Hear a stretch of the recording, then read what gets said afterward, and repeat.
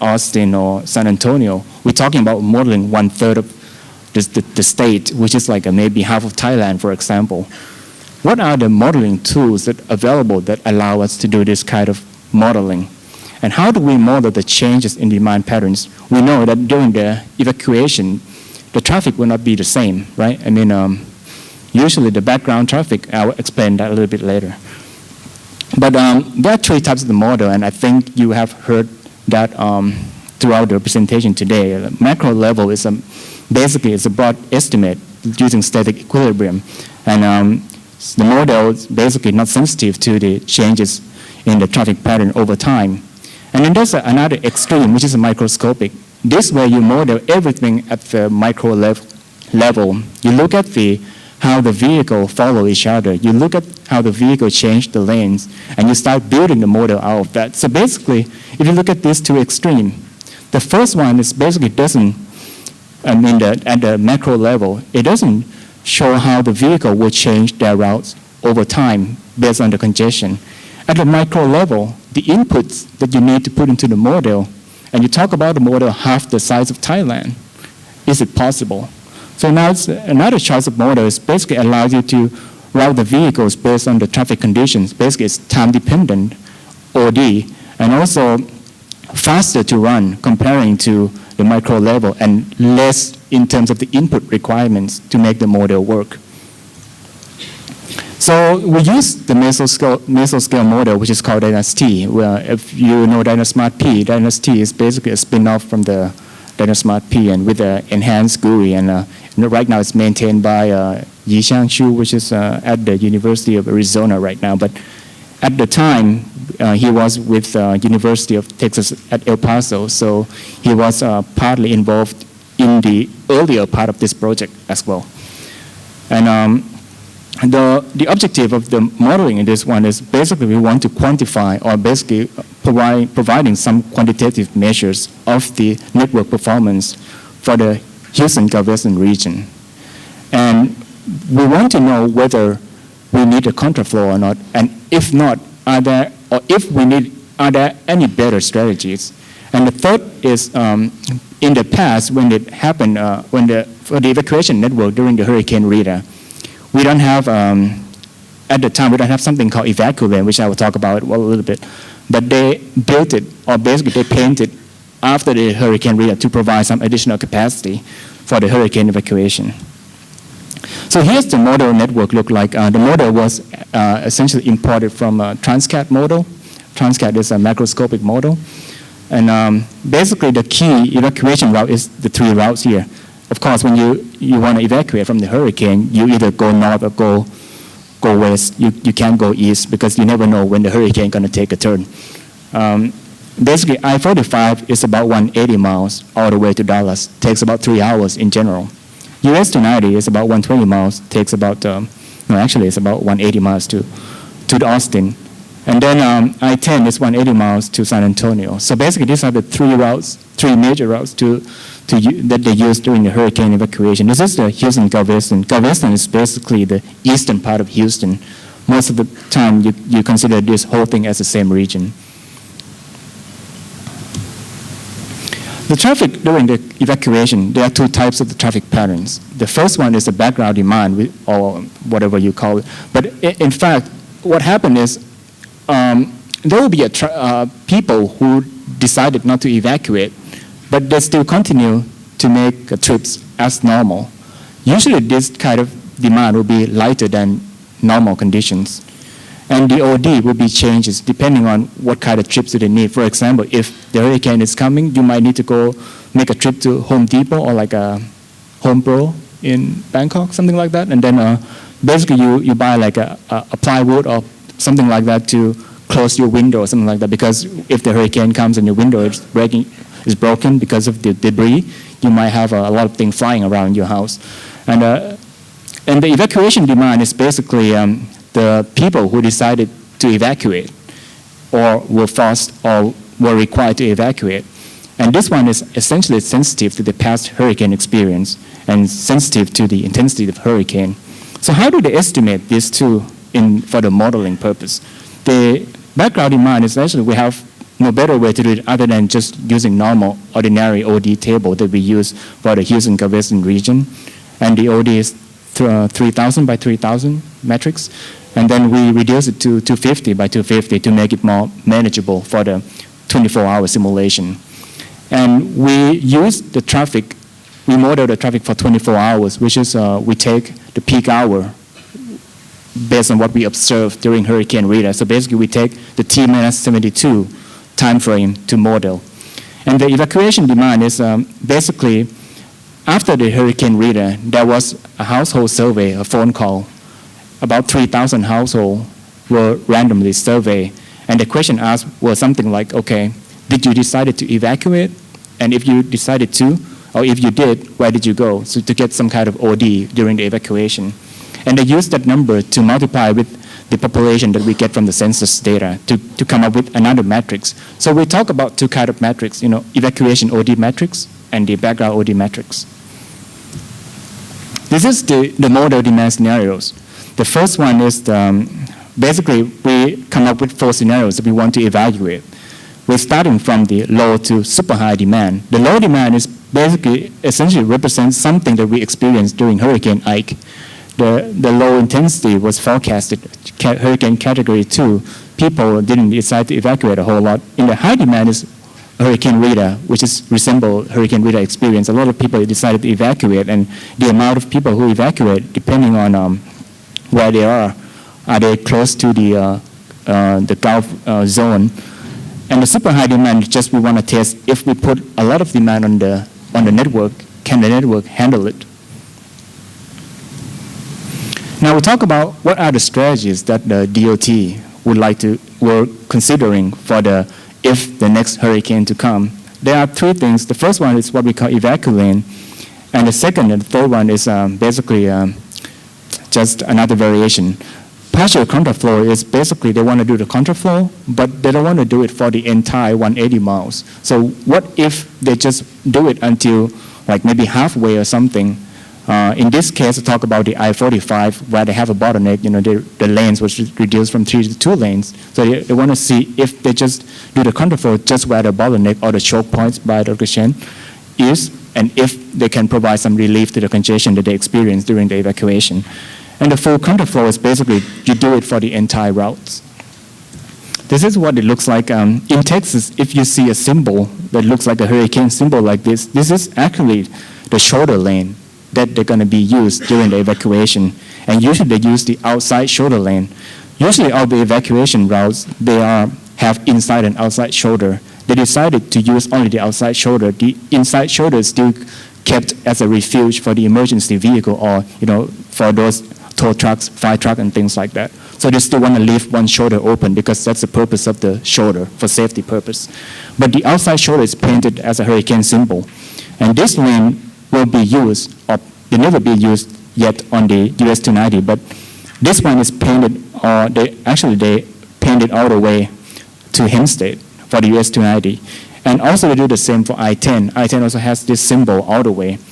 And also they do it for the evacuate lane here for the inbound direction as well. By the way, you have to think about it. This is US system. You drive on the right side. So actually this is going outbound. This is leaving town.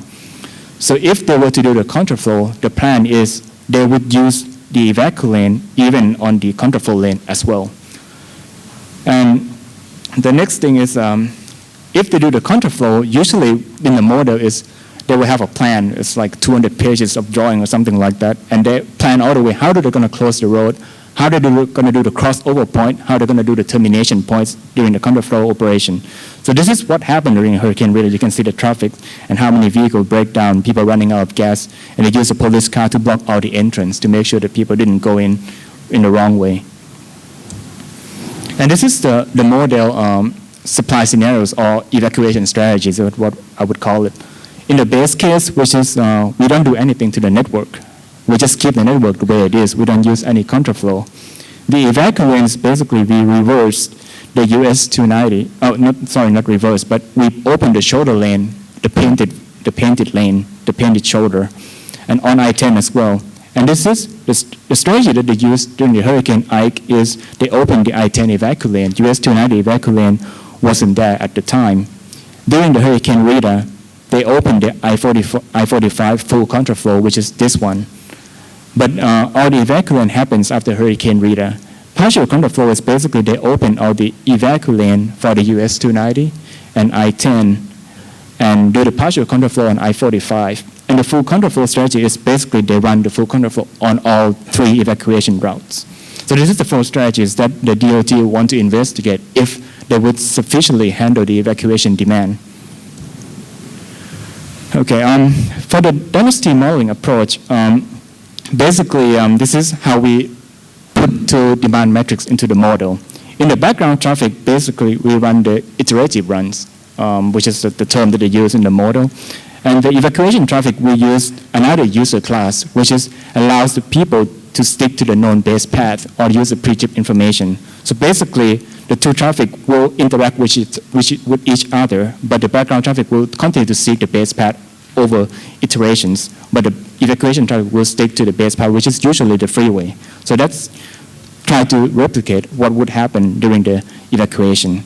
I would skip the simulation procedure, but let's look at how do we evaluate the impact. So after we ran the simulation, by the way, the simulation, given the computer that we use, which is about 12 gigs of RAM, and I think we use a dual processor. It takes about 4 days to run for one scenario. So you imagine if we run 12 scenarios, it's going to take 48 days, something like that. So it's pretty intensive, but of course we have more than one computer to run. First one is we look at the arrival analysis. So basically we want to look at how many people can evacuate over 24 hours. And we found that regardless of the strategies, people can evacuate pretty much the same in terms of the number of trips that you can complete. But in terms of if you look at certain point in time, some strategies, of course, does perform better than the others. And the second one is we look at the user class-based travel time analysis. Basically, we look at comparing the background traffic versus evacuation traffic, which one, how does each group perform. And then third one, we look at each route. So basically, we look at the performance of each freeway facility. We look at the I-10, US 290, and I-45, how do they perform during the evacuation. And the last thing that we look at the speed contours, which I'll show you briefly. And I think you've seen some of that in some other presentation earlier today.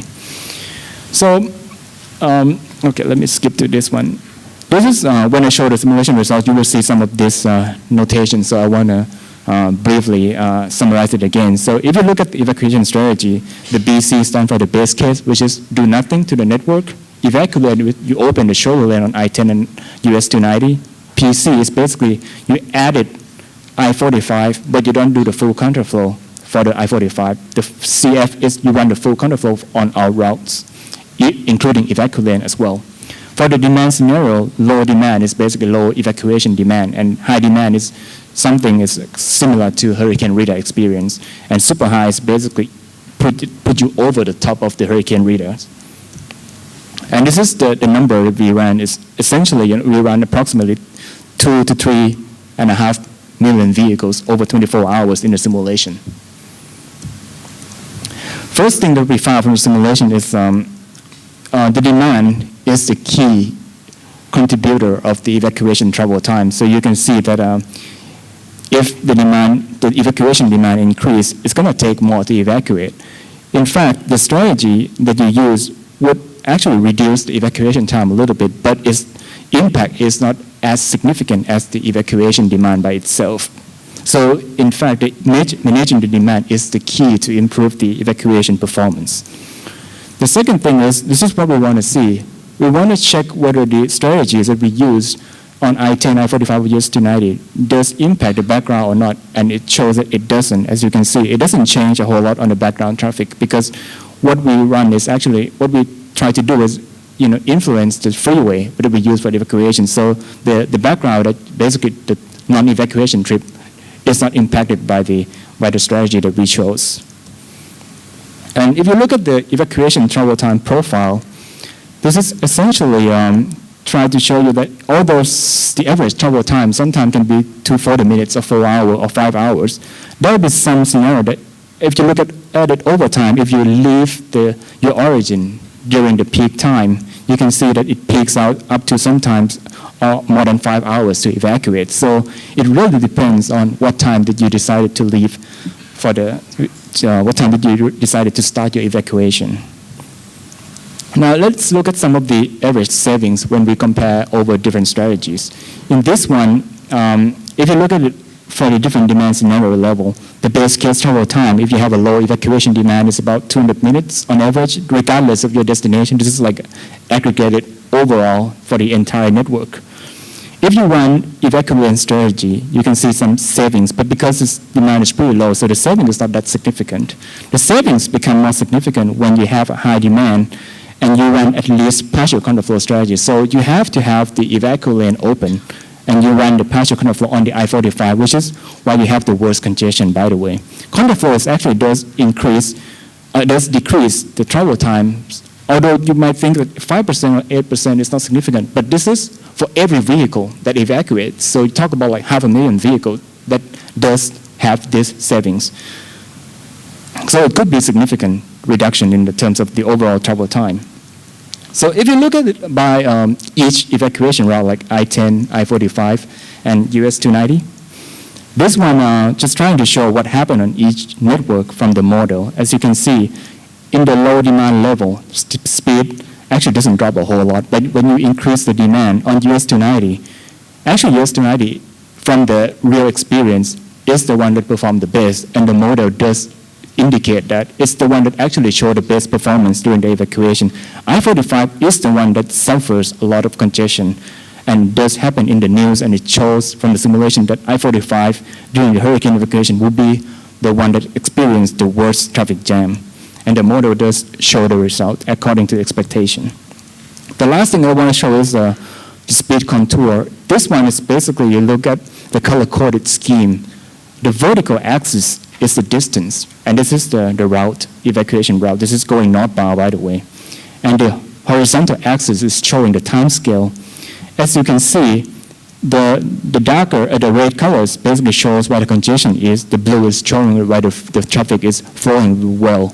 So basically, this one shows the queue starting somewhere around Huntsville and spilling back all the way to Conroe area. When you have the hurricane radars demand level running the base case scenarios, basically we just do nothing. Comparing to if you run the full counterflow, you can reduce the congestion quite a bit, even downstream of the bottleneck area and slightly upstream, although the congestion becomes a little bit worse in terms of the speed drops. So all this, in the last step, that what we did for the project is basically we used the result from the full factorial runs of the full combination of the demand and supply scenarios, and we used that results to calibrate the prediction models to predict where the speed is going to drop.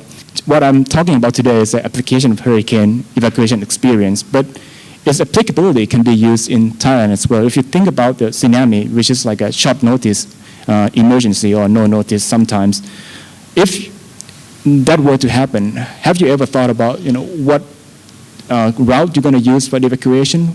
Which one going to be congested?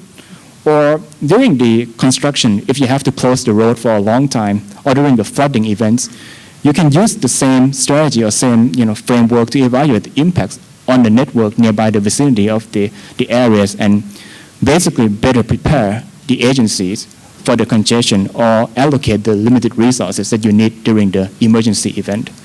So pretty much that's the end of my presentation, and I'll be welcome for any questions. You mentioned about during the evacuation you do staging, right? Can you say that again? Like you do stage the evacuation, right, in different period for different zones. This is not a stage evacuation, but this is basically everybody evacuate based on the hurricane radars OD table. So based on the survey, what time do they leave? Okay, but I mean, in a more effective way, you are looking at counterflow, but why not looking at staging? That's been investigated by Yi Chang already, and that's the first part of the project. Yeah. Okay. Basically, they run the phased evacuation or staged evacuation. They run the one closer to the Gulf and the one inland first run together, and the one between the two zones second. In the evacuation, is it all mandatory evacuation? So can someone say that I don't want to leave? What do you mean by can someone say that? Like say, for example, during an hurricane, there's a lot of seniors, individuals with disability. They don't want to leave the house.